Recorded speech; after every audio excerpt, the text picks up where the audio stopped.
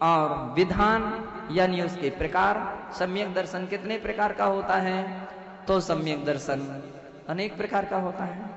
तो पहले अपने आप में एक, दूसरी दृष्टि से निश्चय सम्यक दर्शन, व्यवहार सम्यक दर्शन, दो भेद हो गए। अथवा उपसम सम्यक दर्शन, छायोपसमिक सम्यक दर्शन, छायिक सम्यक दर्शन, इसके अपेक्षा से तीन भेद होते हैं।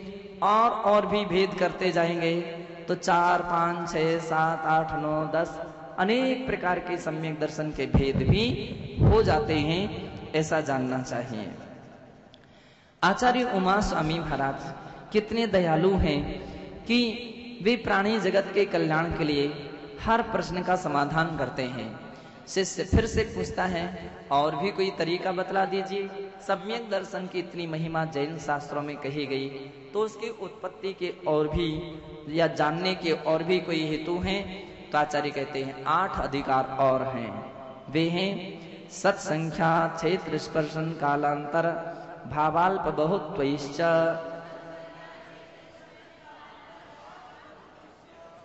सत वस्तु के अस्तित्व को कहते हैं, संख्या भेद गणना को कहते हैं, क्षेत्र वर्तमान निवास को कहते हैं, स्पर्शन त्रैकालिक जो उसका संबंध है निवास स्थान का, उसका नाम स्पर्श है।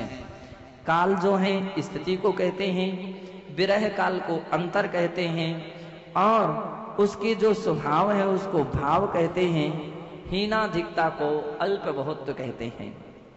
ये वस्तु को जानने के 8 तरीके हैं। मान लीजिए अगर अब हमको और समझना है तो हम इसको सम्यक ज्ञान के ऊपर भी घटित कर सकते हैं। सत यानी सम्यक दर्शन, सम्यक ज्ञान ये क्या है? सत है। और संख्या सम्यक ज्ञान 5 प्रकार के होते हैं, उसकी संख्या है। और क्षेत्र जहां सम्यक दृष्टि जीव निवास करते हैं वही उसका वर्तमान क्षेत्र है। आत्मा प्रदेश अथवा लोकाकाश के प्रदेश। स्पर्शन सम्यक दृष्टि जीव की गति आगति जितनी सीमा विशेष में होती है वह क्षेत्र है सम्यक ज्ञान की। और सम्यक काल वह सम्यक ज्ञान, कौन सा मतिक ज्ञान कब तक कितनी समय अवधि है, उसको कब तक रहेगा, श्रुत ज्ञान कब तक रहेगा, अवधि ज्ञान कब तक रहेगा, इत्यादि की अवधि का नाम काल है। अंतर, एक बार मतिक ज्ञान छूट जाने के बाद फिर वो कितने दिन के बाद होगा, श्रुत ज्ञान छूटने के बाद फिर वो कब होगा, इत्यादि, इसका नाम है अंतर। और भाव यानी वह मतिक ज्ञानावरण कर्म का, श्रुत ज्ञानावरण आदि कर्म का जो क्षयोपसम विशेष है, उससे जो अवस्था विशेष होती है उसका भाव है। औपसमिक भी हो सकता है, नहीं छायिक भी हो सकता है, और छायोसमिक भी हो सकता है। अल्प बहुत तो अब हीनाधिक अमुक व्यक्ति के लिए पहले जो सम्यक ज्ञान था वो तो बहुत कम था, बार बार समझाते थे फिर भी उसको समझ में नहीं आता था। अब इतना अच्छा उपसम हो गया, उसको एक बार में ही सारी बातें उसको समझ में आ जाती हैं। अथवा कभी अपन देखते हैं उसको पहले उसको कुछ भी, पहले बहुत कुछ उसको आता था और अब तो सब उसका भूल गया, सब धीरे धीरे उसका अंतर आ गया। ये अल्प बहुत है कि पहले का और अब का और बाद का, तो ये अल्प बहुत है। इत्यादि प्रकार से भी हम तत्वों के लिए और रत्नत्रय के लिए समझ सकते हैं। फिर प्रश्न है कि अब सम्यक दर्शन की बात अच्छी तरह से समझ में आ गई, लेकिन सम्यक दर्शन ज्ञान शब्द किया था। सम्यक ज्ञान तो इतना समझ में आ गया था कि सम्यक दर्शन के साथ ही सम्यक ज्ञान एक साथ हो जाता है, इसमें समय भेद नहीं होते हैं। अपन लोग पहले 6 ढाल आदि में आप पढ़ चुके हैं। सम्यक साथे ज्ञान होये पे भिन्न आराधो, लक्षर श्रद्धा जान दू में भेद अबाधो। सम्यक साथे ज्ञान होये पे सम्यक कारण जान ज्ञान कारज है सोई, युग पद होते हूँ प्रकाश दीपकते हुए। एक साथ होते। कल परसों मैंने उदाहरण दिया था कि एक रेलवे लाइन में खड़ा हुआ सिग्नल देने वाला या लालटेन लिए हुए व्यक्ति जब वो लालटेन दिखाता है, उसकी लालटेन में दीपक तो एक रहता है, लाइट एक रहती है, कांच दो प्रकार के होते हैं। ऐसा घुमा दीजिए तो लाल कलर हो जाए निकल आएगा, ऐसा घुमा दीजिए तो हरा कलर आ जाएगा। अब पहले कांच आएगा कि पहले कलर आएगा, कोई बतलाएगा? क्या आएगा? पहले कांच आएगा, पहले प्रकाश एक साथ आएगा। कांच का आना, लाल कांच का आना और प्रकाश का लाल होना एक साथ होगा। हरे कांच का आना और हरा कांच का हरा प्रकाश होना एक साथ होगा। ऐसा नहीं कि पहले कांच आएगा फिर प्रकाश लाल होगा, ऐसा नहीं हो सकता है। तो इसी प्रकार से जैसा सम्यक दर्शन हुआ है तो उसी क्षण सम्यक ज्ञान हो जाता है। दोनों की बात तो युगपद कही है, लेकिन चारित्र की बात युगपद नहीं कही है। और चारित्र सम्यक प्रवृत्ति तो हो जाएगी, अगर पहले से चारित्र धारण किया तो उसका चारित्र भी सम्यक हो जाएगा।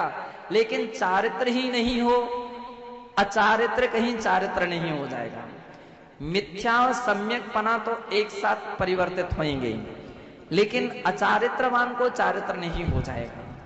तो इसलिए ये ध्यान रखिए, एक साथ होते हैं। जैसे दीपक का प्रकाश और प्रताप एक साथ हो जाते हैं तो सम्यक दर्शन होती ही ज्ञान सम्यक ज्ञान हो जाते हैं। तो सम्यक ज्ञान के भेद कितने हैं? 5। कितने हैं? 5। मति श्रुतावधि मनः पर्याय केवलानि ज्ञानम। ये 5 ज्ञान है, मति ज्ञान, श्रुत ज्ञान, अवधि ज्ञान, मनः प्रज्ञान, केवल ज्ञान। ये 5 ज्ञान हैं। यदि आप सम्यक दृष्टि हैं तो आपके लिए कौन कौन से ज्ञान है? मति ज्ञान और श्रुत ज्ञान। सम्यक दृष्टि देव यदि कोई है तो उसके लिए मति ज्ञान, श्रुत ज्ञान, अवधि ज्ञान होता है। और यदि कोई मनः प्रज्ञानी मुनि महाराज हैं, अवधि ज्ञानी भी हैं, तो उनके लिए मति ज्ञान, श्रुत ज्ञान, अवधि ज्ञान, मनः प्रज्ञान, 4 ज्ञान एक साथ हो सकते हैं। और यदि कदाचित कोई केवल ज्ञानी है तो उनके लिए कितने ज्ञान होंगे? 5 नहीं होंगे। ध्यान रखिए, कितने हो जाएंगे? केवल एक ही ज्ञान रहेगा। तो इस प्रकार से ये 5 सम्यक ज्ञान हुआ करते हैं। तत्प्रमाणे 5 ज्ञान प्रमाण रूप हुआ करते हैं। आद्य परोक्षम, मति ज्ञान और श्रुत ज्ञान आदि के ये 2 ज्ञान परोक्ष ज्ञान कहे जाते हैं। प्रत्यक्ष मन्यत, अन्यत अन्य, अर्थात अवधि ज्ञान, मनः प्रज्ञान और केवल ज्ञान, ये प्रत्यक्ष ज्ञान कहे जाते हैं। अवधि ज्ञान, मनः प्रज्ञान एक देश प्रत्यक्ष कहे जाते हैं और केवल ज्ञान सकल प्रत्यक्ष कहा जाता है। मति ज्ञान की बात अपन ने सुनी थी। आचार्य भगवान उसके विषय में विस्तृत वर्णन करते हैं कि मति ज्ञान के पर्यायवाची नाम इस प्रकार से हैं। मति स्मृति संज्ञा चिंताभिनिबोध इत्यनर्थांतरम। मति स्मृति संज्ञा चिंता अभिनिबोध, है ना? इस प्रकार से ये इसके पर्यायवाची नाम हैं। मति का अर्थ होता है मननम मति, जो चिंतन मंथन व्यक्ति करता है वो मति ज्ञान है। स्मृति का अर्थ सहज है कि आप लोग जानते याददाश्ता। स्मृति किस व्यक्ति की कितनी याददाश्ता रहती हैं, ये भी उसके क्षेत्रम की बात है, स्मृति ज्ञान है। और संज्ञा, संज्ञा जो है वो प्रतिविज्ञान को कहते हैं। प्रतिविज्ञान प्रत्यक्ष और स्मृति के जोड़ रूप जो ज्ञान होता है उसको क्या होता है? उसको संज्ञा कहते हैं। मान लीजिए आप का पेन जो है वो कहीं भूल करके आ गए हैं, अब आपको ध्यान नहीं है। दूसरे का पेन देखते ही आपको याद आ गया, अरे मेरा भी तो पेन था, मैं भी तो अपना पेन लाया था, वो कहाँ है? अच्छा अच्छा, हाँ हाँ हाँ, मैं वहां पर बैठा था वहीं पर छोड़ करके आ गया हूँ। और जाता है, वो अपना पेन उठा कर ले आता है। उसको अपने जो पेन की याद आई, वो कब आई? दूसरे के पेन को देख करके। इसका नाम है संज्ञा। चिंता, चिंता का अर्थ होता है कि अनुमान ज्ञान का नाम चिंता है, साधन नहीं। जो व्याप्ति के ज्ञान को चिंता कहते हैं। जहां जहां धूम होता है वहां वहां नियम से अग्नि होती है, क्योंकि बिना अग्नि के धूम नहीं हो सकता है। तो ऐसा जो व्याप्ति रूप जो ज्ञान है उसका नाम चिंता है। और अनुमान साधन अभिनिबोध ज्ञान जो है उसका नाम अनुमान ज्ञान है। यहाँ नदी में बाढ़ आ गई है, पानी तो बरसा नहीं, इसका मतलब है आगे पानी जरूर वर्षा होगा तभी नदी में बाढ़ आई है। तो ये अभिनिबोधिक ज्ञान है, इसको ही अनुमान ज्ञान कहते हैं। मतिक ज्ञान की उत्पत्ति में तदिंद्रिया निंद्रिय निमित्तम, मतिक ज्ञान की उत्पत्ति में इंद्रिय और अनिंद्रिय निमित्त पड़ती हैं, एक कारण पड़ती हैं। बिना इंद्रिय और अनिंद्रिय के मतिक ज्ञान नहीं होता है। ध्यान रख लीजिए, ये भी संगी पंचेंद्रिय की प्रधानता से कथन है। यदि हमको इंद्रिय निमित्तक और अनिंद्रिय निमित्तक दो प्रकार का मतिक ज्ञान होता है तो आपको समझना आसान हो जाएगा। एक इंद्रिय से लेकर के असंगी पंचेंद्रिय तक के जीवों में जो मतिक ज्ञान होता है वो इंद्रिय निमित्तक होता है, और जो संगी पंचेंद्रिय हैं उनके लिए इंद्रिय निमित्तक भी ज्ञान होता है और अनिंद्रिय निमित्तक भी ज्ञान होता है। जो केवल इंद्रियों की प्रधानता से ज्ञान होता है वो इंद्रिय निमित्तक है, और जिसमें मन की प्रधानता रहती है वो अनिंद्रिय निमित्तक है। तो इस प्रकार से इंद्रिय और अनिंद्रिय निमित्तक मतिक ज्ञान होता है। इसके चार भेद होते हैं। अवग्रह धारणा, अवग्रह इहा अवाय और धारणा।